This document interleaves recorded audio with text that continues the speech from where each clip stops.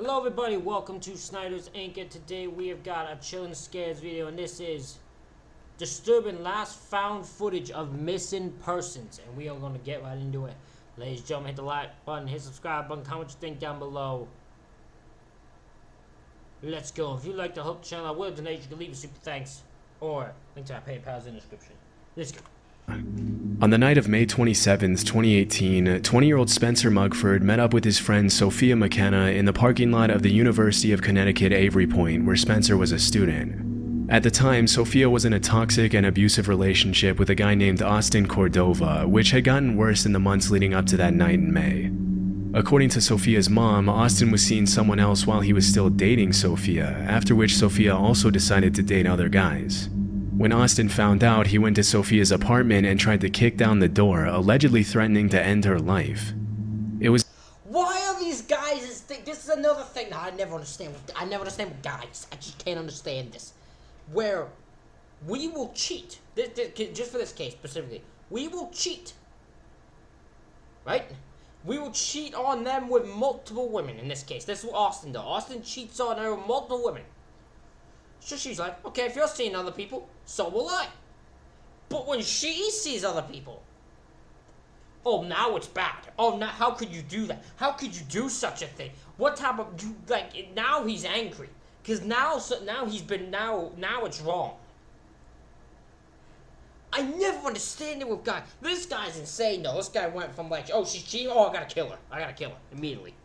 It was after this incident that Sophia started to spend a lot of her time around Spencer Mugford, whom she had met while working at a local spa. They dated for a while, but it didn't take long before they decided to go back to just being friends. A couple of weeks later, Spencer took on another job on a charter boat, taking people out on the water for half-day fishing trips. That night in May, Spencer and Sophia met at the parking lot and got in a mastless sailboat they took from the university campus and headed toward the New London Ledge Lighthouse, a popular tourist attraction in Connecticut that's known as one of the creepiest buildings in the state.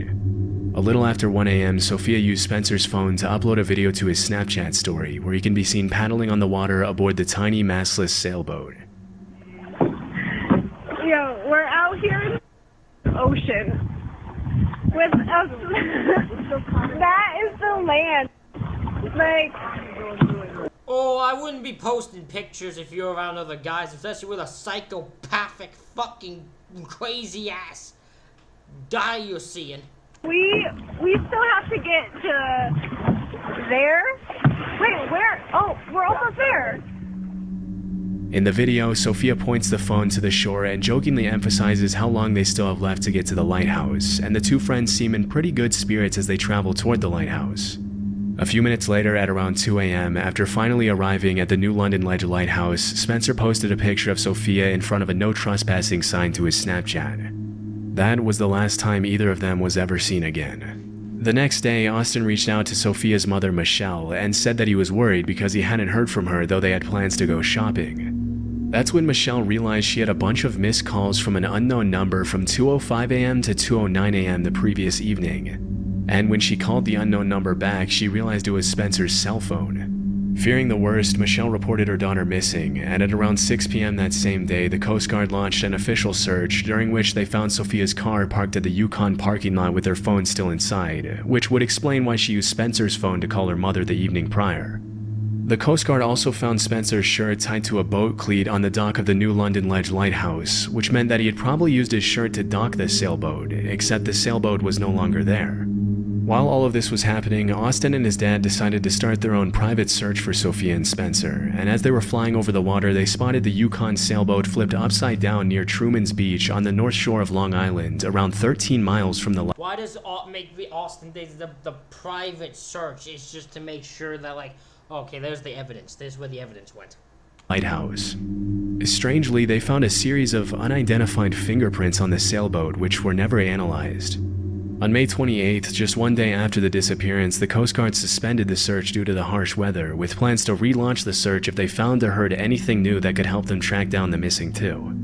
On June 8th, 11 days after the disappearance, Spencer's body was found floating in the ocean by a fisherman, pretty much in the opposite direction from the sailboat that Austin and his father had found a few days earlier. Both alcohol and THC were found in Spencer's system. Even though the official cause of death was labeled as accidental drowning with no signs of human-induced trauma, it didn't take long for people to start coming up with some dark theories as to why Spencer had drowned while Sophia's body hadn't been found. On July 22, 2018, the Facebook group Finding Sophia McKenna was formed, where people came together to try to piece the puzzle of Sophia's disappearance. Although the cause of Spencer's death was pretty clear, it seemed strange to a lot of people that the search had been called off so quickly, and that Spencer's phone records were never released. It also seemed a little suspicious that the fingerprints on the sailboat hadn't been analyzed, and that Sophia hadn't called 911 on the night of the disappearance, even though she clearly needed help. The heap of unanswered questions made a lot of people point fingers at Austin, alleging that he had somehow murdered Spencer and later took Sophia to another location before murdering her as well. As of August 2024, there isn't much evidence to support this theory, and even Sophia's mother claims she never believed Austin was responsible despite their troubled relationship. Based on the information that surfaced during the investigation, it's very likely that the sailboat became untied and started floating away at some point in the night, and that Spencer may have drowned trying to bring it back to the dock. But what happened after this is anyone's guess. One of the most popular theories that spread online was that after Spencer drowned, Sophia was left alone at the lighthouse screaming for help. According to this theory, a lone boater may have stopped to offer help and then kidnapped Sophia to either murder her or sell her to traffickers. This is a pretty unlikely theory. Yeah, that's a bit of a stretch. What are the fucking odds there'd be a lone trafficker just happens to be on the boat and happens to come across a very lonely woman that he can try? Come on. That's not gonna happen. Yeah, especially because the chances of another boater going out to the lighthouse so late in the night are pretty slim, but there's no definitive evidence to prove this isn't what happened.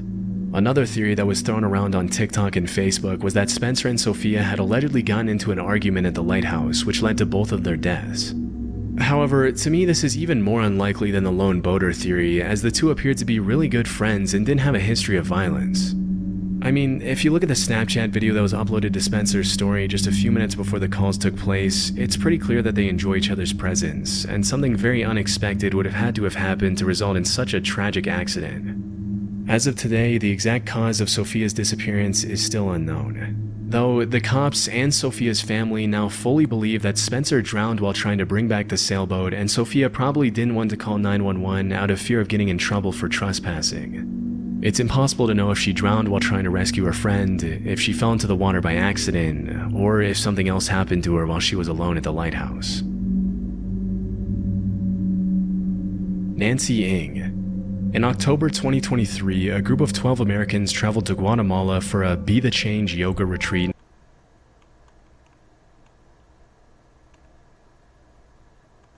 So did anyone check? So I'm going to assume they checked the lighthouse, right? Like they checked the lighthouse to make sure she wasn't just dead inside? I would assume they'd have to. Next to the beautiful Lake Atitlan, the deepest lake in Central America. Among those 12 people was 29-year-old Nancy Ng, a California woman who had been to the same retreat the previous year with the same instructor and had enjoyed it so much that she decided to go again in 2023. At around 10:30 a.m. on October 19, 10 people from the group went kayaking in Lake Atitlan. Before paddling to the middle of the lake, a video was taken of the entire retreat group where Nancy could be seen waving at the camera as she paddled a few feet from the shore.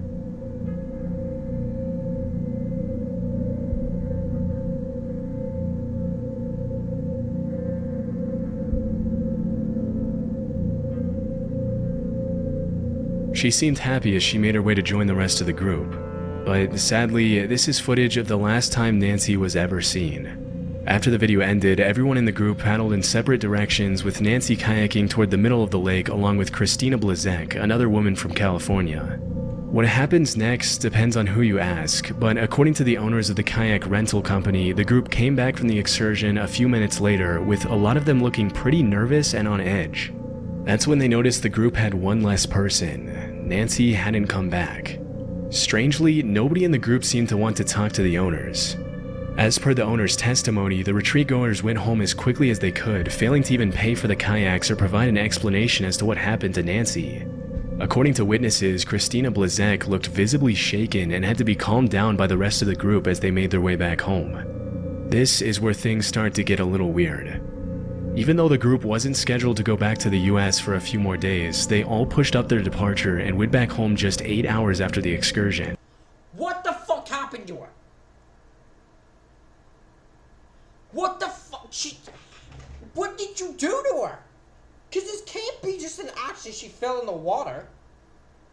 Because if she fell in the water, you'd either save her, or if she's beyond saving, like she's trying, you just tell someone. Falling off a boat can happen. This makes me think, and if she was like attacked by an animal, like a crocodile or something like that, which could happen because that could cause you panic to go up, especially if you went nearby her and she's the one that's got attacked. You still don't tell someone. You don't need to act all secretive about it. It's not illegal. It's not like you get in trouble for it. Unless you're not supposed to be on the water. But I doubt that's the case if you're all allowed to do it. According to Eduardo Ramad, the organizer of the Be the Change retreat, the group immediately reported the disappearance to the Guatemalan police. But according to the cops themselves, the group took almost 24 hours to notify them that Nancy had gone missing. That's so fucked. Strangely, when Eduardo first notified Nancy's family of the incident, he didn't specify that Nancy had gone missing in the lake. Instead, he tried to get away with vaguely implying that she wasn't coming back, which led Nancy's family to initially believe that she was planning on permanently relocating to Guatemala.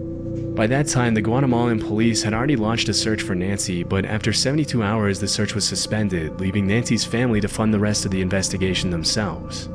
While all of this was happening, I never also will understand police that do that.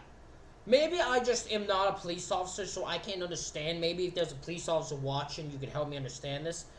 Why would you only give, if someone's in the water, why would you only wait 72 hours before you stop looking? Like, I understand maybe the thought process of they're dead already, like they're for sure dead. Because you wouldn't last 20, but in fairness, you wouldn't last like a few hours underwater. So, like if you find out 24 hours later, your mind should immediately go to they're already dead. So, like, I just don't understand why you wouldn't go and, like, look for them. Nancy's family tried to reach out to Christina Blazek, as she was allegedly the last person who saw Nancy missing. But she refused to talk to the family and took an entire month to give her statement through her lawyer once she was back in the US. What did you do to her? I take it, this is a murder. This is a murder. Someone murdered her. According to Christina, she and Nancy had crossed paths at the deepest part of the lake as they were about to head back to the shore. Out of nowhere, Nancy decided to hop out of the kayak to go for a swim. The water was pretty rough, and Lake Atitlan is over 1,000 feet deep, which is why Christina allegedly cautioned Nancy against going in the water. But based on Christina's statement, Nancy didn't listen to her and jumped off her kayak at the deepest part of the lake, leaving her kayak to float away in the strong current. Sensing that Nancy was about to be in serious trouble, Christina paddled as hard as she could to retrieve the kayak and bring it back to her, but by the time she got back to where her friend was swimming, Nancy was gone. Refusing to put herself in danger to rescue Nancy, who was now submerged under the strong currents of Lake Atitlan, Christina reportedly paddled back to the shore screaming for help, but by the time she made it back, it was too late. Strangely, the Guatemalan police said Christina gave them her statement about the incident and was very forthcoming with them, but when Nancy's family reached out to the Guatemalan authorities, they couldn't find any records of Christina's statement on their files. At this time, allegations started being thrown around that Nancy had never been offered a life jacket before she went on her kayak. But the owners of the kayak rental company went on record to clarify that that was completely false, and that the only reason Nancy could be seen without a life jacket in the video was that she decided not to take one. Because Christina refused to talk to the victim's family, they took matters into their own hands and did something that was honestly pretty messed up. They revealed Christina's name publicly and accused her of withholding information from them. As soon as they did that, Christina started receiving death threats from people all over the world. So I'm going to have a very split thought on this. You absolutely are right. You should not admit. You should not say the name publicly. And by the way, you should not be sending death threats to someone for this situation. You don't fucking know anything. So even in this case, they should not be sending death threats to her. However, if I am in this family's shoes and I am as frustrated as I bet they are, I could see myself doing this too.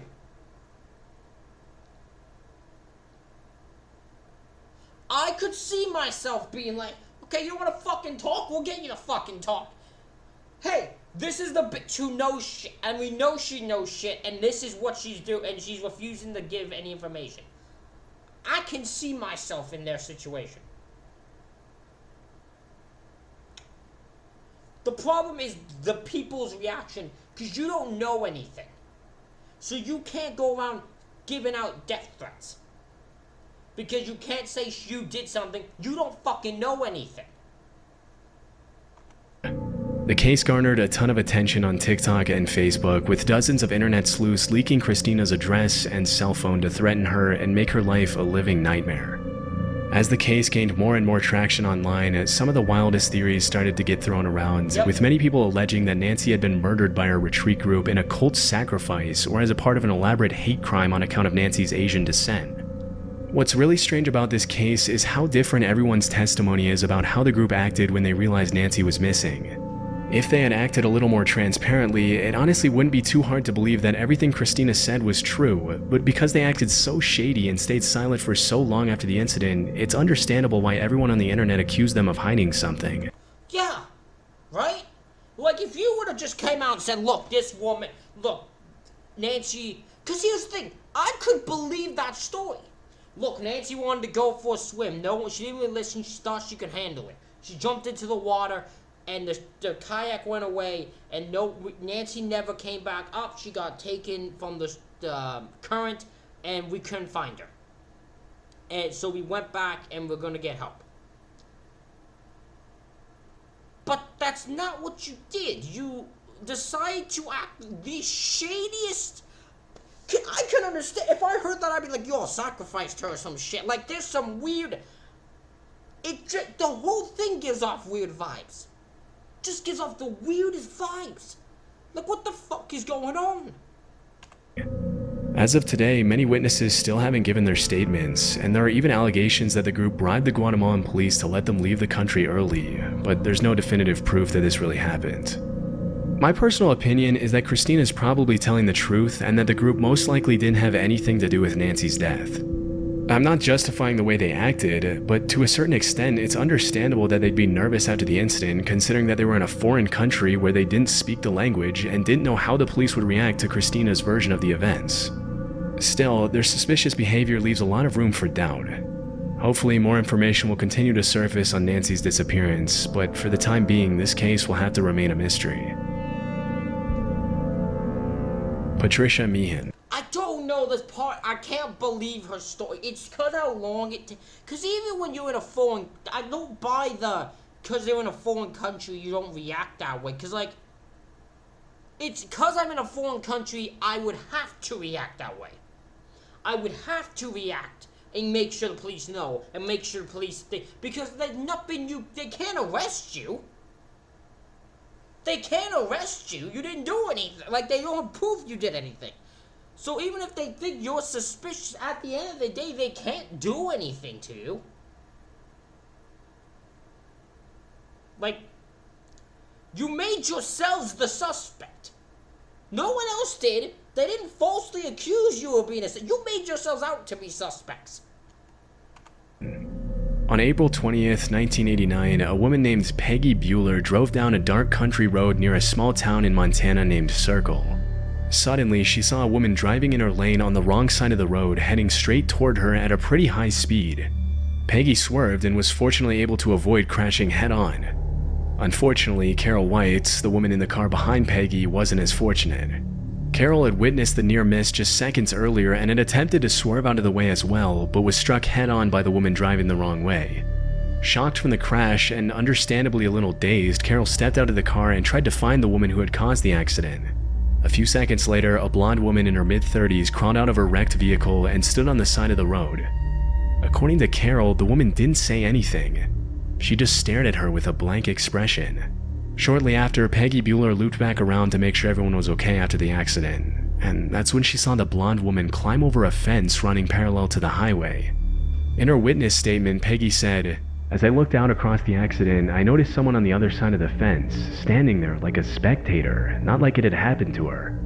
By the time the cops arrived, the blonde woman was gone, but they managed to identify her thanks to her license plates as 38-year-old Patricia Meehan, a resident of Bozeman, Montana, where she worked as a rancher in the summer. For 5 days, the police combed the area with dogs and helicopters, but found no signs of Patricia, only a series of footprints about a mile away from the crash site that eventually disappeared. According to police reports, Patricia had been on her way to her parents' house in Pittsburgh before the crash. Interestingly, the cops later found that Patricia had spoken to her parents on the day before the crash and had told them that she was under a lot of stress and wanted to move back in with them for a while. Because Patricia was a pretty stable woman and didn't have any problems with alcohol or drugs, her parents were caught off guard at the request, but accepted under the conditions that she see a therapist before moving back in with them. So, before heading to her parents' house, Patricia scheduled an appointment the following day with a specialist and prepared to make the trip to Pittsburgh. It's unknown why she passed through the town of Circle, which isn't exactly on the way to Pittsburgh from Bozeman, but it's possible she may have gotten lost. With no real leads other than Patricia's identity and her family's statements, the cops tried to find a viable explanation as to where she could have gone. After a while, they narrowed it down to 2 possible theories. Either Patricia had hitched a ride after disappearing into the darkness, or she stowed away on a hay truck that the cops had seen a little more than a mile from the crash site. This is where things get a little strange. Over the next few days, a bunch of people started calling the cops, claiming that they had seen Patricia Meehan at different truck stops and diners along I-70, acting dazed and confused and asking strangers for rides.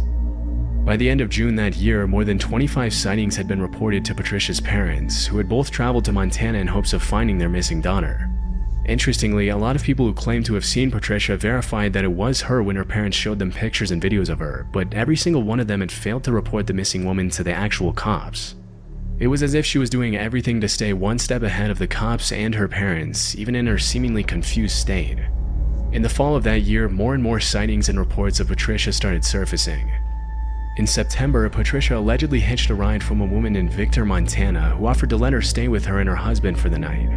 The next day, they dropped her off at a truck stop to bring her closer to some friends she said she was visiting in another part of the state, and by the time the couple realized they had a wanted missing woman on their hands, Patricia was gone. While all of this was happening, Patricia's parents found a roll of undeveloped film in one of her cameras, where they found a pretty haunting self-portrait that was taken shortly before the accident and disappearance. In it, Patricia can be seen staring at the mirror with a vacant expression and a camera between her hands. As far as we know, this was the last time Patricia was ever photographed. As of today, at least 100 people have reported seeing Patricia Meehan since her disappearance, but the authorities haven't managed to locate her. With the extremely bizarre nature of the case, everyone from the cops to internet sleuths to the general public has been left wondering what on earth could have happened to Patricia, and this has obviously given rise to all kinds of theories to explain her disappearance. According to one of the most popular ones, Patricia may have suffered from amnesia after the crash, which is possible when you consider the state of mind she was in before she made the trip to Pittsburgh. Multiple psychologists have weighed in to explain that a period of intense stress combined with a potential head injury could have resulted in full-on amnesia, which hauntingly could have made Patricia want to travel across the state in a desperate search for her lost memories. This would explain her dazed and confused behavior, but doesn't explain how she managed to elude the authorities after over 100 people across the country allegedly saw her and interacted with her. One of the darker theories is that Patricia caused the accident on the road on purpose to take her own life, which explains why she would take a detour to Circle instead of taking a more direct route to Pittsburgh. Although this is definitely possible considering she was depressed, it begs the question of why she would schedule an appointment with a therapist in Pittsburgh if she was planning on taking her own life just a few hours later. According to other sources, Patricia may never have hitched a ride from anyone and potentially just wandered off into the woods before drowning in a nearby body of water. This would be extremely strange considering that so many people pretty much swore on their lives that they had seen the exact woman in the pictures Patricia's parents showed them. But stranger things have happened, and a couple of detectives have mentioned this is definitely possible. Because the incident happened so long ago, it's unlikely we'll ever know what happened to Patricia Meehan, and this will probably just have to remain one of the strangest, most haunting unsolved disappearances in history. So my thought when it came to how she was able to elude things, let's go by the assumption that the people who see her are telling the truth. The people who are seeing her, they're not reporting it till after they see her. So it is absolutely possible that just timing-wise, she kept getting rides from people who didn't know who she was and drove her to where she needed to go, wherever they could, and dropped her off, and then it just kept happening timing-wise. Well, no one would ever report her in enough time, or at the right time to do it. You know? So it's possible. Kaylin Louder. At around 9 p.m. on September 26, 2014, a woman named Kaylin Louder made a panicked 911 call in which she alleged that there was a fight going on inside her condo. Oh, I know this one completely. I know this completely. I'm gonna let this one go because I know this, and my assumption is she is a she had a mental health episode, and she just drowned somewhere. Fell and drowned somewhere and then got taken by the water. That's my assumption with this one. Condo's clubhouse. When she asked if any weapons had been involved in the fight, she claimed she had heard gunshots. When the cops arrived at the condo, they saw a wedding reception full of happy guests and had trouble believing what Kaylin had told them. According to the police report, one of the guests admitted he had previously lit a firecracker, which Kaylin may have mistaken for a gunshot. Strangely, a few hours later, Kaylin once again called 911, but hung up before the dispatcher picked up. A few minutes later, the cops called her back, and they reported that she sounded pretty confused. Although the cops had trouble understanding what she was saying, Kaylin did confess that her roommate thought she was acting delusional and paranoid.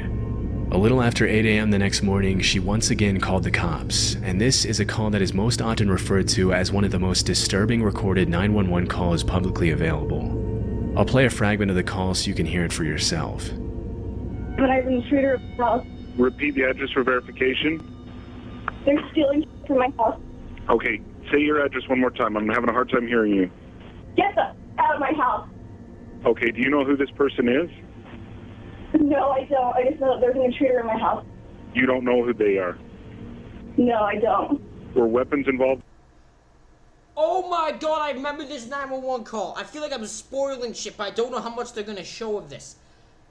So in this call, you hear the roommate. The roommate comes into the room and like, what are you talking about? There is no intruder. There's no one in this house. What are you on about? They're mentioned? They're not talking or responding. I'm just telling them to leave so I can hear them taking things. So you haven't seen them, you can just hear them? Yes, correct. During the call, Kaylin tells the dispatcher that there's an intruder in her apartment, but then contradicts herself several times and starts saying a bunch of things that just don't make any sense. At one point during the call, Kaylin's roommate Carol walks in her room and sounds pretty confused at the allegations that someone broke into their apartment. A few seconds later, Kaylin explains that the previous night she had seen multiple people stalking her through her window and apparently were planning on breaking in. Okay, where exactly are you? I'm in the back bedroom. Carol, Where did lock the your suspect door. enter the building? There's only one door. Get out of my house. Is there anyone else in the building who belongs there? Yes, there's 6 apartments. Okay, is there anybody else in your apartment that should be there? I believe she is here. I have a roommate. Hey, Carol, lock the door. Oh, there's something going on there. Where? Come here. Yeah. They might have left.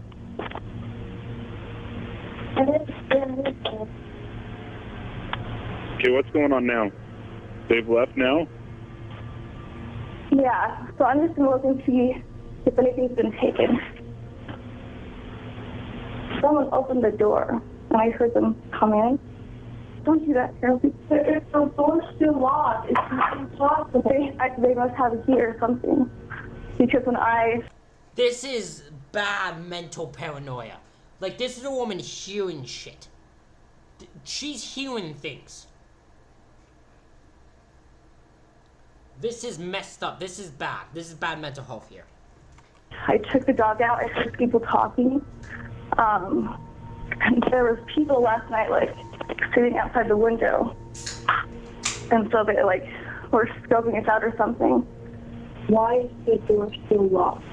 Well, I can't explain that, but I heard, like, 2 people talking. Strangely, Carol points out that the door to the apartment is still locked and has been locked all morning, which would obviously make it impossible for someone to break in, but Kaylin still sounds pretty upset and convinced that there was an intruder in the apartment.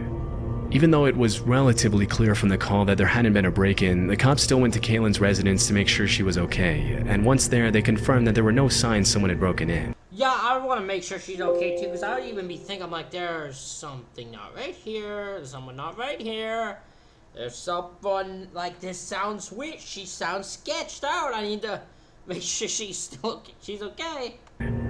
Later that day, at around 6 p.m., the condo's security cameras captured Kaylin outside of her apartment, walking barefoot in the rain toward a little creek close to the condo entrance. The footage shows her carrying her dog as she walks back to her apartment from the creek. It's unclear if she's talking to herself or to her dog in the footage, but her behavior definitely seems a little bit off.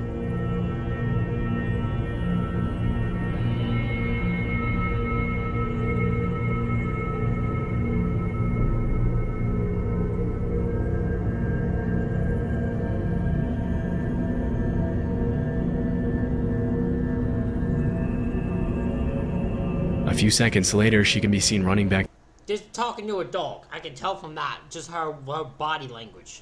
She's talking to a dog. to her apartment, as if she was running away from someone.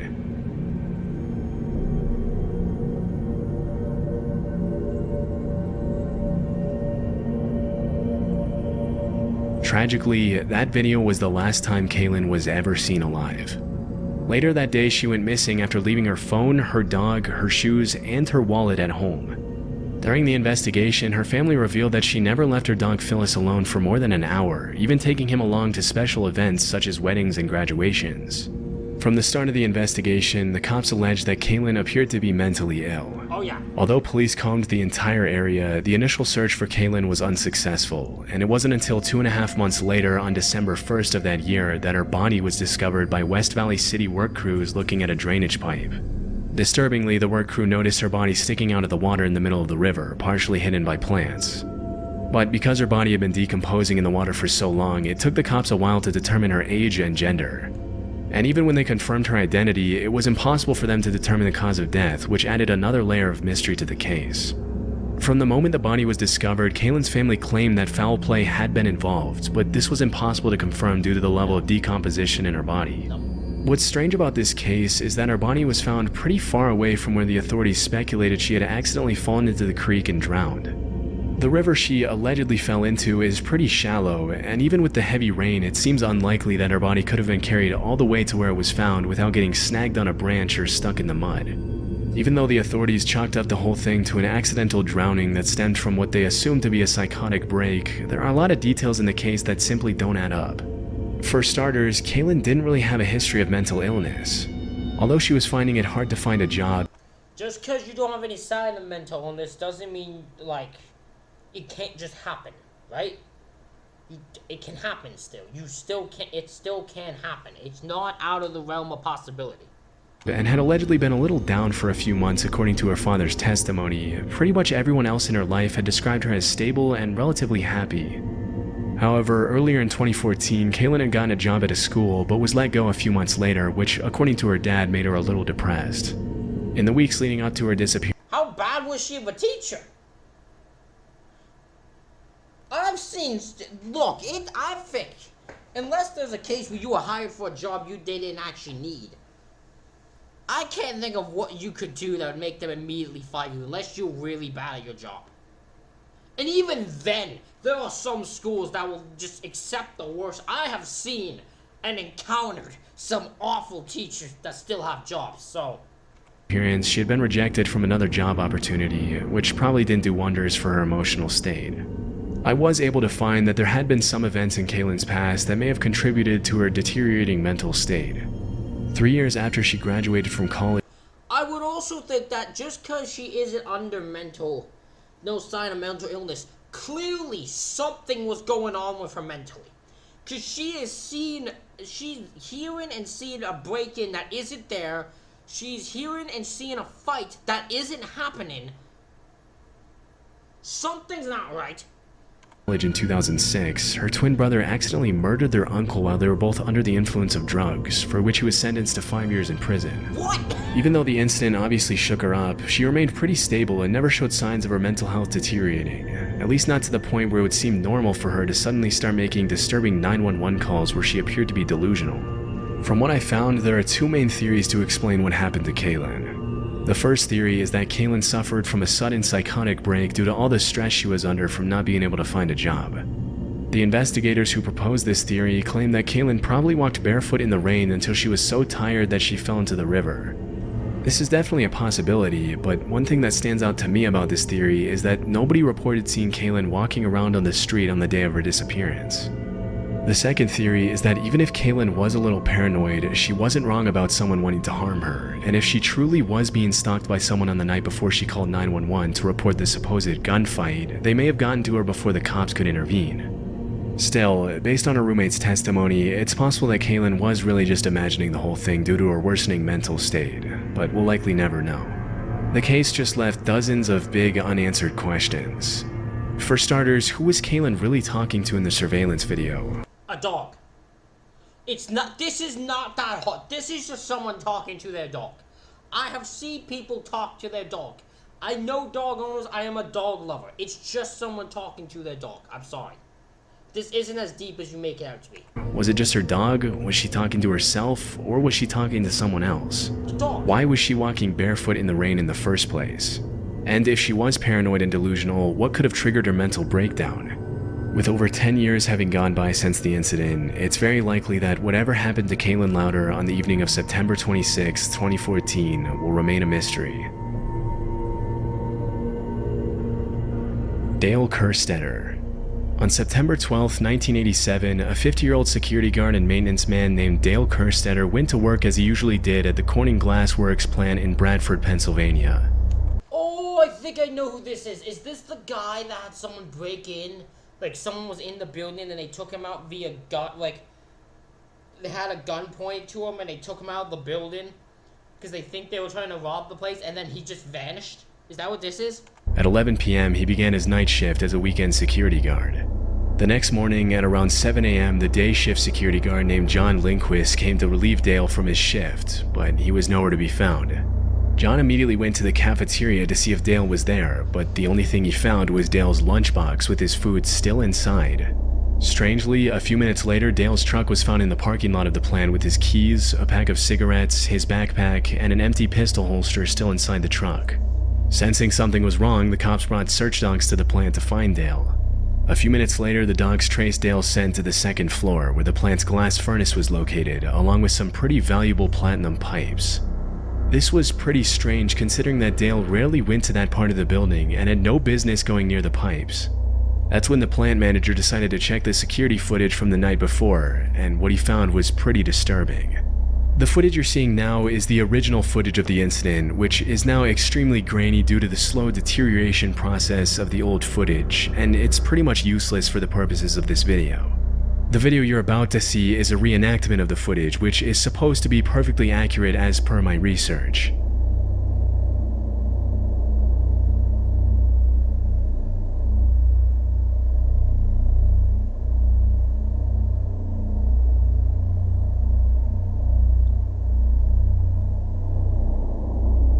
In the footage, the manager saw a masked man walking around the plant, apparently scouting the building. Shortly after, the man ran up to the second floor of the plant where the highly valuable platinum pipes were located. A few seconds after this, Dale can be seen speaking to the masked man while he appears to be coerced out of the room, and as the masked man drags him out of the room by the arm, Dale looks straight at the security camera.